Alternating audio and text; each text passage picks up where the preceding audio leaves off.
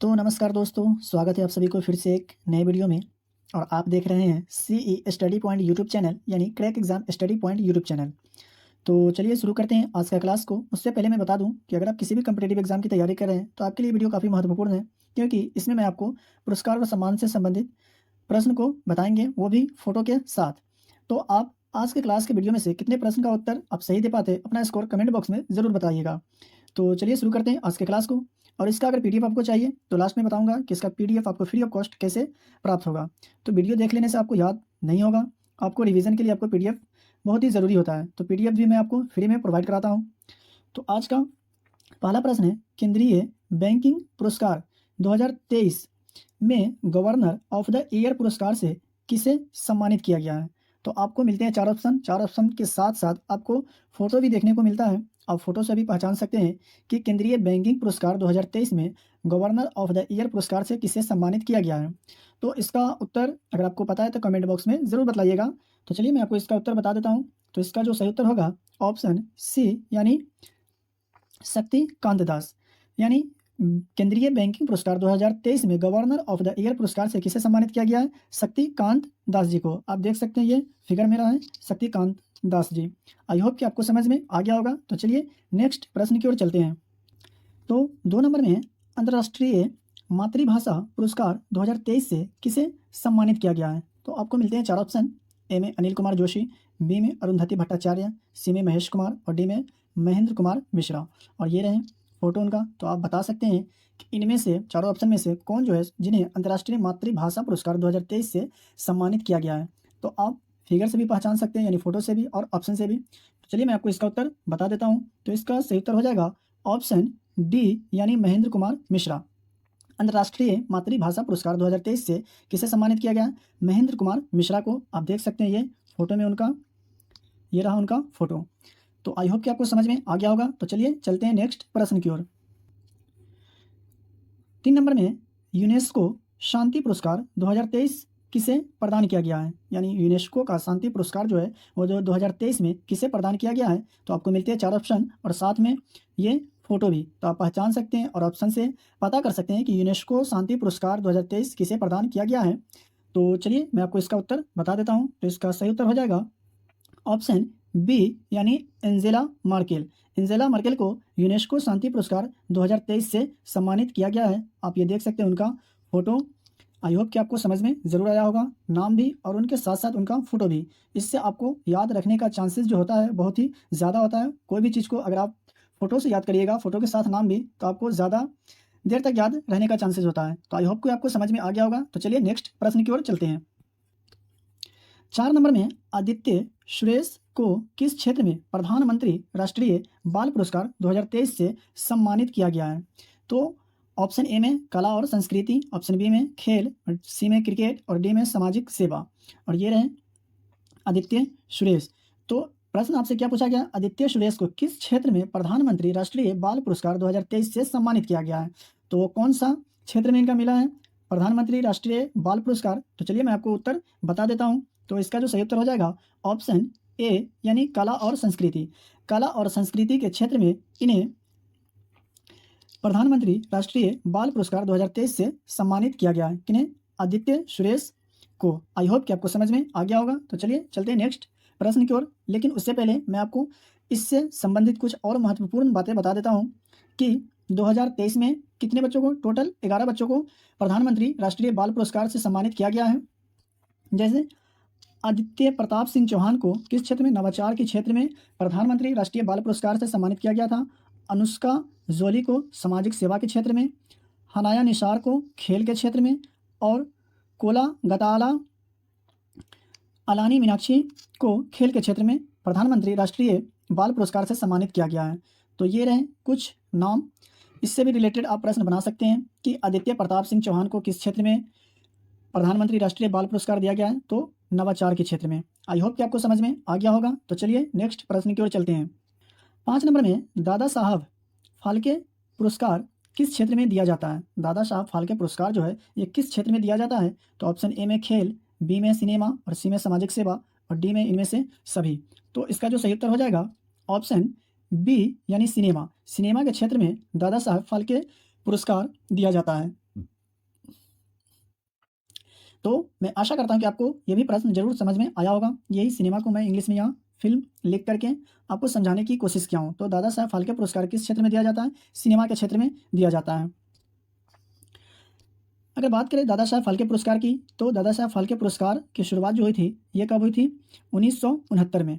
तो आपसे प्रश्न ये भी पूछा जा सकता है कि दादा साहब फाल्के पुरस्कार की शुरुआत कब हुई? तो 1969 में। आई होप कि आपको समझ में आ गया होगा। तो चलिए नेक्स्ट प्रश्न की ओर चलते हैं। 6 नंबर में Dada Saheb Phalke international film festival 2023 में बेस्ट फिल्म का पुरस्कार किसे मिला है? जी हाँ दोस्तों, Dada Saheb Phalke international film festival 2023 में बेस्ट फिल्म का पुरस्कार किसे मिला है? तो आपको मिले यहाँ चार ऑप्शन। चारों ऑप्शन में से आप बता सकते हैं, और यहाँ आपको मिले फोटो। तो फोटो से भी आप बता सकते हैं, या ऑप्शन से भी आप बता सकते हैं कि इसका जो सही उत्तर होगा वो कौन सा होगा। तो इसका जो सही उत्तर हो जाएगा ऑप्शन ए, यानी the Kashmir files. Dada Saheb Phalke international film festival 2023 में बेस्ट फिल्म का पुरस्कार किसे मिला है? द कश्मीर फाइल्स को। आप ये देख सकते हैं फोटो में। तो आई होप कि आपको समझ में आ गया होगा। तो चलिए नेक्स्ट प्रश्न की ओर चलते हैं। 7 नंबर में ऑस्कर पुरस्कार 2023 बेस्ट ओरिजिनल सॉन्ग का पुरस्कार जीतने वाला पहला भारतीय गाना कौन सा बना है? अब यहाँ से देख लीजिए, दो प्रश्न बनेंगे आपको। एक तो ऑस्कर पुरस्कार 2023 बेस्ट ओरिजिनल सॉन्ग का पुरस्कार, दूसरा ये पहला भारतीय गाना कौन जो ऑस्कर पुरस्कार 2023 बेस्ट ओरिजिनल सॉन्ग का पुरस्कार जीता है। तो आपको मिले यहाँ चार ऑप्शन। तो चारों ऑप्शन में से कौन सा होगा उत्तर इसका, आपको बताना है। तो चलिए मैं आपको इसका उत्तर बता देता हूँ। तो इसका सही उत्तर हो जाएगा ऑप्शन बी, यानी नाटू नाटू। नाटू नाटू को ऑस्कर पुरस्कार 2023 बेस्ट ओरिजिनल सॉन्ग का पुरस्कार जीतने वाला पहला भारतीय गाना बन गया है। तो आई होप कि आपको समझ में आ गया होगा। 8 नंबर में भारत में खिलाड़ियों को दिया जाने वाला पुरस्कार कौन सा है? यानी भारत में खिलाड़ियों को दिए जाने वाला पुरस्कार कौन सा है? तो ये रहे चार ऑप्शन। चार ऑप्शन में से आपको बताना है कि इसका जो सही उत्तर होगा वो कौन सा होगा। तो इसका जो सही उत्तर हो जाएगा ऑप्शन ए, यानी राजीव गांधी खेल रत्न। राजीव गांधी खेल रत्न पुरस्कार भारत में भारतीयों को दिए जाने वाला पुरस्कार है। 9 नंबर में आईपीएल में सबसे ज्यादा बार player of the match award किसने जीता है? जी हाँ साथियों, आईपीएल में सबसे ज्यादा बार player of the match award किसने जीता है? तो ये रहे चार ऑप्शन और चारों खिलाड़ियों का नाम, और आप बता सकते हैं कि इनमें से कौन है जिन्होंने सबसे ज्यादा बार आईपीएल में player of the match award जीते हैं। और ये रहे फिगर, तो आप फिगर से भी बता सकते हैं। तो इसका जो सही उत्तर हो जाएगा ऑप्शन बी, यानी रोहित शर्मा। ये रहे उनका फोटो। तो आईपीएल में सबसे ज्यादा बार player of the match award किसने जीते? रोहित शर्मा फर्स्ट नंबर पे। अगर बात करें दूसरे नंबर की, तो दूसरे नंबर पे है कौन? महेंद्र सिंह धोनी। आई होप कि आपको समझ में आ गया होगा। तो चलिए नेक्स्ट प्रश्न की ओर चलते हैं। आज का 10 नंबर प्रश्न है, सर्वोच्च नागरिक पुरस्कार पद्मश्री से किस अभिनेत्री को सम्मानित किया गया है? सर्वोच्च नागरिक पुरस्कार पद्मश्री से किस अभिनेत्री को सम्मानित किया गया है? तो ये रहे चार ऑप्शन, तो आप बता सकते हैं, और ये रहे उनका फोटो। तो आप बता सकते हैं कि इसका जो सही उत्तर होगा वो कौन होगा। तो इसका जो सही उत्तर हो जाएगा ऑप्शन ए, यानी रवीना टंडन। ये रहे उनका फोटो। यानी सर्वोच्च नागरिक पुरस्कार पद्मश्री से किस अभिनेत्री को? रवीना टंडन को सम्मानित किया गया है। आई होप कि आपको समझ में आ गया होगा। 11 नंबर में ग्रैमी पुरस्कार किस क्षेत्र में दिया जाता है? जी हाँ साथियों, ग्रैमी पुरस्कार जो है, अवार्ड जो है, ये किस क्षेत्र में दिया जाता है? तो ये रहे आपको चार ऑप्शन। चार ऑप्शन में से आपको बताना है कि ग्रैमी पुरस्कार जो है सो किस क्षेत्र में दिया जाता है। तो इसका जो सही उत्तर हो जाएगा ऑप्शन बी, यानी संगीत। संगीत के क्षेत्र में ग्रैमी पुरस्कार दिया जाता है। अब आपको यहाँ पे हम एक ट्रिक बतला देते हैं आपको याद रखने का। ग्रैमी यानी गाना, संगीत गाना। तो ग्रैमी गाना, संगीत, यानी ग्रैमी पुरस्कार किस क्षेत्र में दिया जाता है? संगीत के क्षेत्र में। तो ग्रैमी से गाना आप याद रख सकते हैं, गाना यानी संगीत। तो ग्रैमी पुरस्कार किस क्षेत्र में दिया जाता है? संगीत के क्षेत्र में दिया जाता है। तो ये इस ट्रिक के साथ आप ये प्रश्न को आसानी से याद रख सकते हैं, प्रश्न को और उसके आंसर को। तो आई होप कि आपको समझ में जरूर आया होगा। तो चलिए नेक्स्ट प्रश्न की ओर चलते हैं।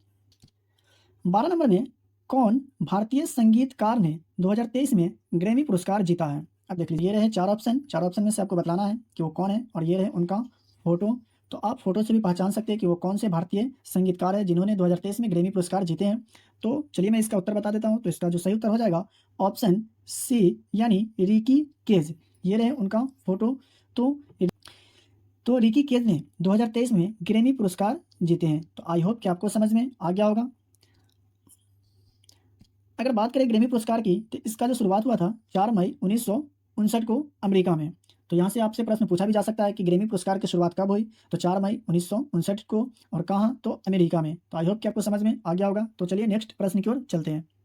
13 नंबर में कितने लोगों को पद्म विभूषण 2023 से सम्मानित किया गया है?